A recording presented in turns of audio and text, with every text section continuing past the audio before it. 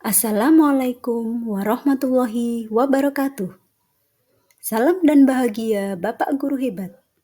Perkenalkan, saya Yanuar Puji Rahayu bersama Bapak Wanton, calon guru penggerak Angkatan 8 Kabupaten Klaten, akan memaparkan tugas ruang kolaborasi modul 2.3 praktik coaching. Selamat menyaksikan. Assalamualaikum Pak, apa kabar hari ini? Waalaikumsalam warahmatullahi Bu. Alhamdulillah, kabar saya baik dan sehat Bu. Alhamdulillah, saya ikut senang mendengarnya, Pak. Tapi saya lihat kok Bapak kelihatan kurang bersemangat dan kurang ceria seperti biasanya ini. Kalau boleh tahu, kira-kira ada masalah apa ya, Pak? Iya ini Bu Yanuar, saya memang sedang ada masalah ya yang mengganggu pikiran saya Bu. Namun saya itu bingung ya Bu mau mengutarakan kemana. Apakah Bu Yanuar sekarang ada waktu luang ya? Kebetulan saat ini saya sedang jam pelajaran kosong, Pak. Mungkin saya bisa membantu. Alhamdulillah. Terima kasih sebelumnya ya Bu. Begini Bu, akhir-akhir ini saya itu tidak tenang sih Bu. Kalau malam juga sering tidurnya tidak nyenyak. Bisakah kita ngobrol sebentar ya Bu ya, untuk membantu mencerahkan permasalahan yang sedang saya hadapi sekarang ini Bu? Baik, Pak. Kira-kira apa yang akan Bapak harapkan dari pembicaraan kita pada kesempatan ini, Pak? Saya berharap saya akan menemukan ketenangan gitu nggih, setelah saya menceritakan unek-unek saya kepada Ibu ini. Baiklah, Pak. Semoga saya dapat membantu nggih, Pak. Mungkin Bapak bisa lebih dahulu bercerita pada saya saat ini permasalahan apa sih yang sedang Bapak hadapi? Baiklah,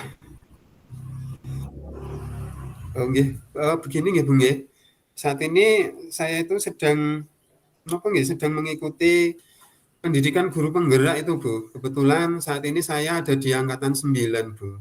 Lah kok ternyata napa nggih, pendidikan guru penggerak itu ada banyak sekali tugas-tugasnya Ibu ya.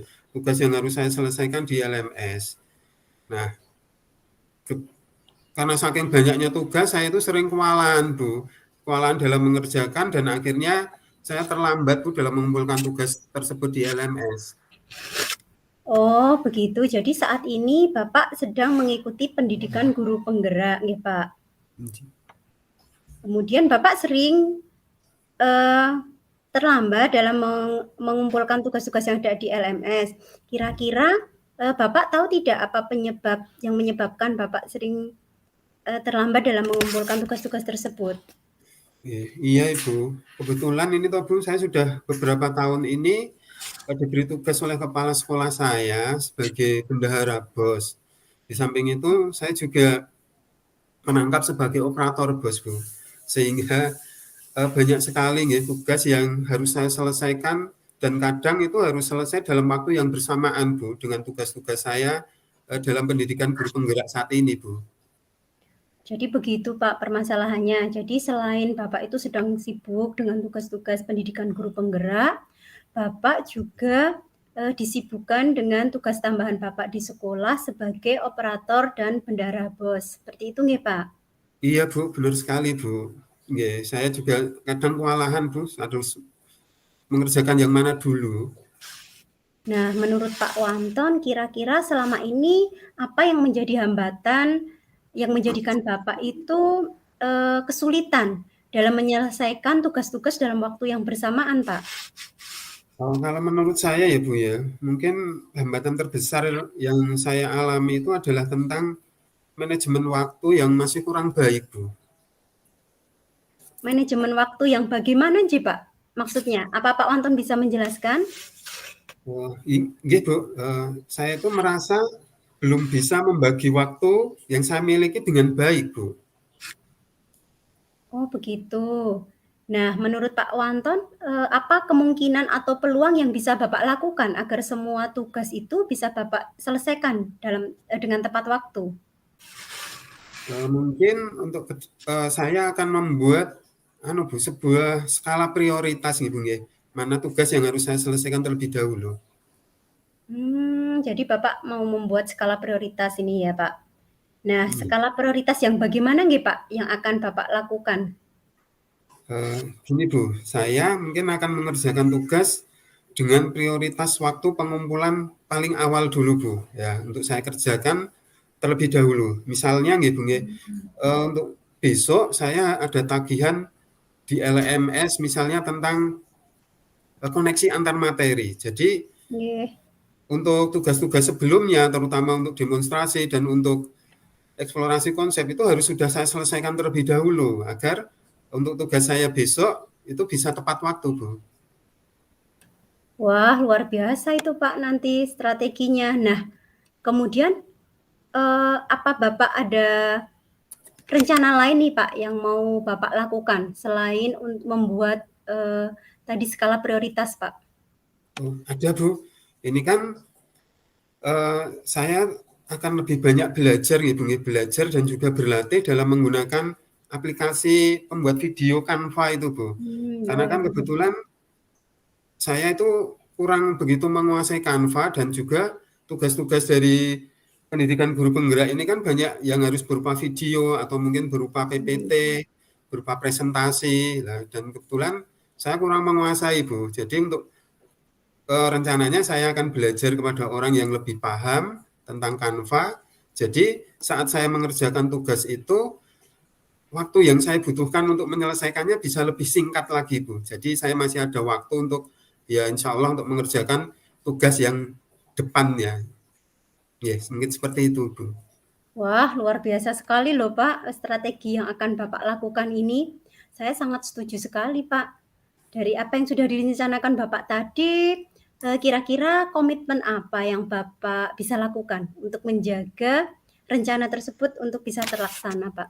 Oh, iya, Bu. Untuk yang pertama, saya akan memetakan due date dari tugas-tugas saya tersebut, Bu. Saya mungkin harus lebih sering ngecek di LMS dan juga di grup WA ya, Bu ya. Itu kan dari Oke. fasilitator sudah sering men-share jadwalnya dari tanggal sekian sampai sekian ya. Saya harus lebih sering perhatian dengan hal-hal tersebut sehingga untuk ke depan ya agar saya dalam mengerjakan tugas itu bisa lebih tepat waktu, Bu. Oh, nggih. Jadi Bapak, yang pertama mau memetakan dulu nggih, Pak, due date tugas-tugas yang bersamaan itu mana yang, due date-nya lebih dahulu seperti itu nggih, Pak. Kemudian juga Bapak akan belajar dengan sungguh-sungguh seperti, strategi tadi dengan belajar lebih sungguh-sungguh mempelajari editing video, Canva, dan sebagainya, seperti itu nggih, Pak. Iya. Nah, lalu kira-kira Pak, nanti siapa ya Pak yang akan membantu Bapak untuk menjaga komitmen yang telah Bapak, buat ini? Mungkin istri saya ya, Bu, ya. Saya akan minta tolong istri saya, untuk mengingatkan due date dari tugas-tugas saya. Kebetulan istri saya itu orangnya sangat teliti, Bu, ya, sangat disiplin dengan waktu. Jadi kalau dibantu istri untuk mengingatkan, ya insya Allah saya tidak akan terlambat lagi dalam mengerjakan tugas tersebut. Wah, baiklah Pak, semoga lancar nggih Pak dan semua tugasnya bisa diselesaikan tepat waktu. Amin. Terima kasih nggih, Bu. Saya sudah merasa lega nggih, karena sudah mendapat pencerahan dan juga solusi ya atas masalah yang sudah beberapa saat ini mengganggu pikiran saya. Sama-sama Pak, alhamdulillah saya juga merasa bersyukur dan sangat senang mendengarnya karena Bapak sudah lega dan kemudian Bapak juga sudah mendapatkan pencerahan dari permasalahan yang selama ini mengganggu pikiran Bapak. Ya Bu, sekali lagi terima kasih ya Bu. Dan saya izin mau kembali ke kelas saya ya Bu. Oh nggih Pak, silakan. Ya.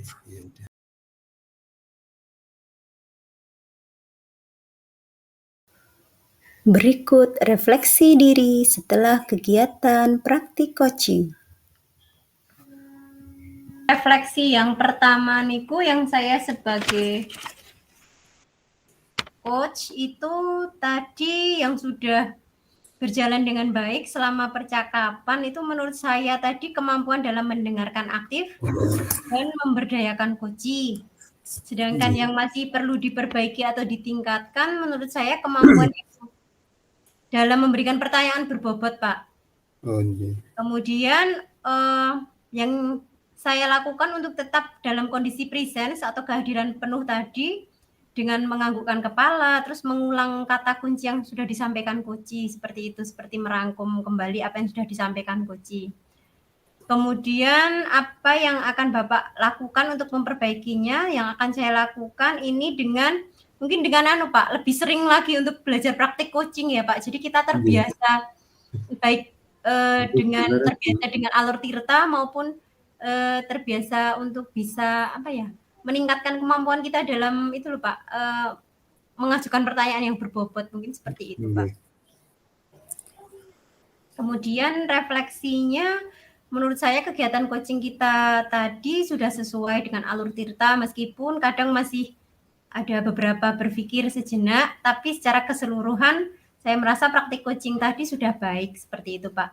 Kemudian yang saya rasakan saat saya menjadi coach tadi, pada saat kegiatan di coaching, itu tadi saya merasa kegiatan coaching itu membuat saya itu lebih apa ya Pak, lebih lega karena apa ya, dengan kegiatan coaching itu kita sharing, kita ngobrol, kita menjadi apa ya, timbul ide-ide yang sebelumnya tidak kita pikirkan.